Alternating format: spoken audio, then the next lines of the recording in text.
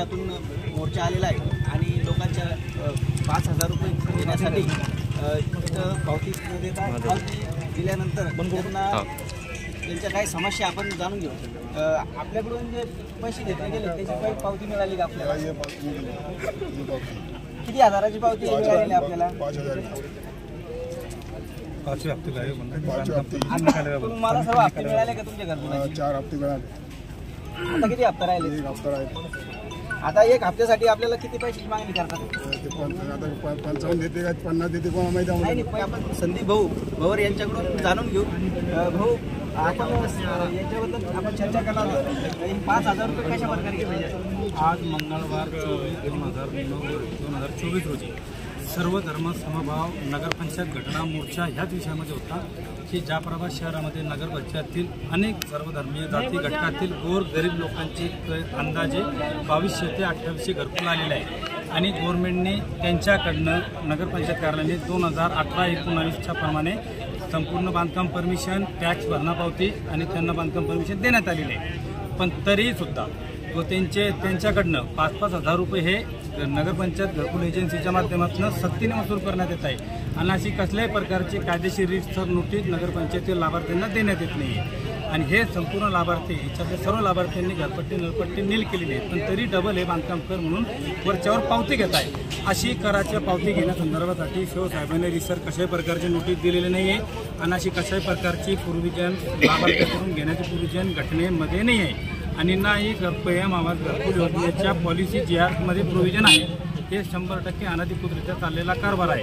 पण नगरपंचायत त्यांना घ्यायचे जरी असेल तर जो लाभार्थी घटक असेल, कोणत्याही जाती धर्माचा असेल, तर त्या लाभार्थी घटकांकडे जर घरपट्टी नळपट्टी बाकी असेल त्यांच्याकडूनच घेण्यात यावं आणि ज्यांनी भरलेले असेल त्यांचे 5,000 रुपये घेतले तर त्यांचे 5,000 रुपये सन्मानाने परत करण्यात यावं आणि नगरपंचायत घटनेचं संपूर्णपणे कोणत्याही दबावाला बळी न पडता घटनेचं संरक्षण करावं.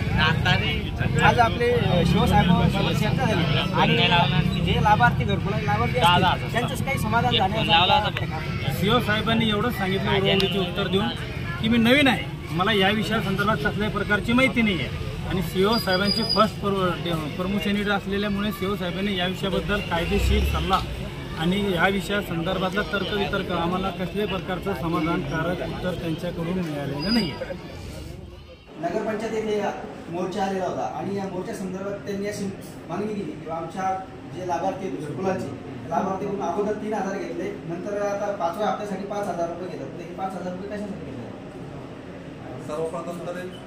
सर्वप्रथम तरी अगोदर जे 3,000 घेतलेले आहेत ते एजन्सीनं त्यांचे जे कन्स्ट्रक्शन आणि लेआउट चार्जेस होते त्याची ती प्रायव्हेट फी घेतलेली आहे. त्याचा आणि नगरपंचायतचा काहीही संबंध नाही. आपण जे आता 5,000 रुपये घेतो आहे ते आपल्याला महाराष्ट्र प्रादेशिक नगररचना अधिनियम 1966 मध्ये कलम नंबर 124 अंतर्गत विकास शुल्क आकारण्याचा अधिकार आहे. विकास शुल्क आपण कशाला करतो? जे कुठल्याही आपण नगरपंचायत क्षेत्रामध्ये कुठलेही बांधकाम करतो त्या बांधकाम करण्यासाठी आपल्याला चार्जेस आकारायचे असतात. त्याच्या अंतर्गत आपण बॉडीने असा ठराव घेतला होता की एक त्याची रक्कम खर्च जास्त होती, कागदोपत्री काढायला गेला आपण तर ती रक्कम जास्त होती. त्यामुळं आपल्या थोडी गरीब जनता आहे त्यांच्या सवलतीसाठी एक लमसम 5,000 रुपये घ्यायचं असं ठरावामध्ये ठरलं होतं. त्याप्रमाणे आपण ते कायदेशीर गोष्ट आहे आणि ते कायदेशीर गोष्टीच्या अंतर्गत आपण हे 5,000 रुपये घेत आहोत. काही लाभार्थ्यांनी 5-5 हजार रुपये करांचे भरले देखील तरी 5-5 हजार डबल त्यांच्याकडून घेतल्या जातात. आता काही लाभार्थ्यांनी ज्यांनी 5,000 रुपये ऑलरेडी भरलेलं आहे, आधी कसं होतं की ते ऑफलाईन होतं सगळं फंड यायचं वगैरे, त्यामुळे त्यातून 5,000 रुपये कापून घेतले होते. परंतु आता सिस्टीम 2-3 वर्षापासून ऑनलाईन झालेली आहे, त्यामुळे ते 5-5 हजार घेतलेले पूर्ण माघार गेलेत म्हाडाकडे.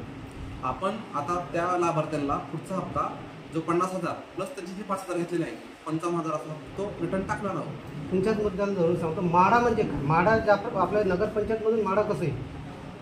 ही जी आपली प्रधानमंत्री आवास योजनेअंतर्गत जी घटक नंबर 4 आहे BLC बेनिफिशरी लेड कन्स्ट्रक्शन, ह्याची जी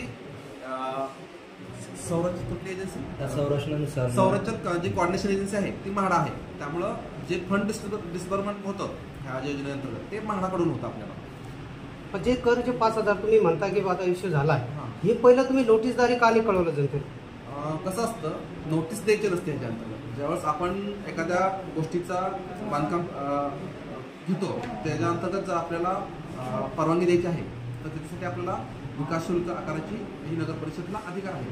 त्यामुळे नोटीस द्यायचं काहीच गरज नसतं. काही लाभार्थ्याने हे सर त्याची परवानगी घेतलेली 5,000 रुपये भरूनही घेतले, पहिले 3 भरले नंतर 5 भरले. आता मी तुम्हाला तेच सांगितलं की 3,000 जे घेतले त्याचा नगरपंचायतचा संबंध नाही. ते एजन्सीने त्यांचे प्रायव्हेट चार्जेस घेतले आणि जे 5,000 रुपये आपण घेतो आहोत ते आपण नगरपंचायतच्या पावतीवर टॅक्स म्हणून घेतो आहोत आणि ते त्याच्यावर आपल्या नगरपंचायत शिक्का आहे, नगरपंचायतचं नाव ते कुणाच्याही कुठल्याही व्यक्तीच्या खिशात जाणार नाही, ते नगरपंचायतचेच अकाउंटला राहणार आहे आणि त्याचे सर्व कायदेशीर दृष्ट्या आपण करणार आहोत. ते नगरपंचायतचा टॅक्स कमी होईल काय? लाभार्थ्याचा टॅक्स कमी होईल म्हणजे घरपट्टी नळपट्टी त्याच्यातून त्या 5,000 नाही घरपट्टी नळपट्टी हा वेगळा टॅक्स झाला आणि ज्यावेळेस आपण एखादं घर बांधायला घेतो त्यासाठी जे बांधकाम परवानगी असते त्याचा वेगळा आपण हा विकास शुल्क घेतो. काही कर्मचारी इथं काम करत असताना इथले जे नकल काढायची असते त्याची दुसऱ्या झेरॉक्स बनवून काढल्या जाते, त्या संदर्भात काय बोलणार? याच्याबद्दल मी माहिती घेऊन सांगतो मला. आमच्याकडे सबूत आहे, व्हिडिओ आहे. याच्याबद्दल मी थोडं माहिती घेतो आणि सांगतो. आणि जी पावती दिल्या जाते नगरपंचायतची त्याच्यावर आक्षेप लाभार्थी घेत आहे, त्याचं काय? कोणती पावती? जी पिवळी पावती 5,000 दिली जाते त्याच्यावर मी लाभार्थ्याला इतकं सांगू इच्छितो की ती पूर्णपणे लिगल पावती आहे, त्याच्यावर आमचा शिक्का आहे आणि वैयक्तिक ते आमच्या नगरपंचायतची पावती आहे आणि ती नगरपंचायतच्या फंडामध्ये पैसे जमा होतात. त्याच्याबद्दल एक म्हणजे 0% डाऊट घ्यायची काही गरज नाही. आज जो मोर्चा झाला याच्यात काय समाधान काढलं? हां, आज जो मोर्चा आला त्यांचं आम्ही आता निवेदन स्वीकारले, त्याच्यावर आता मी सविस्तर म्हणजे सगळ्यांशी चर्चा वगैरे करतो, त्याची माहिती घेतो, तसंच आम्ही त्यांना अहवाल देईल.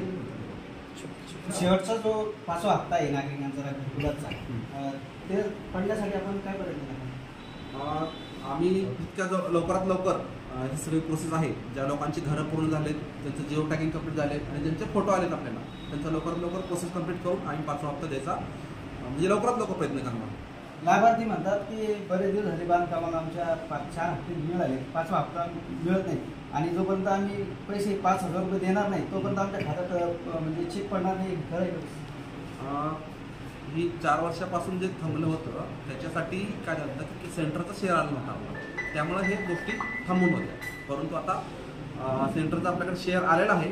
ज्यांची घरं कंप्लीट होतील, त्यांचे जिओ टॅगिंगचे फोटो आणि हे येतील आणि ज्यांनी आपल्याला विकास शुल्क वगैरे भरलेलं आहे त्यांचा आपण 5वा हप्ता लवकरात लवकर ती प्रोसेस माझ्याकडे करणार आहोत. दक्षवेध न्यूज प्रतिनिधी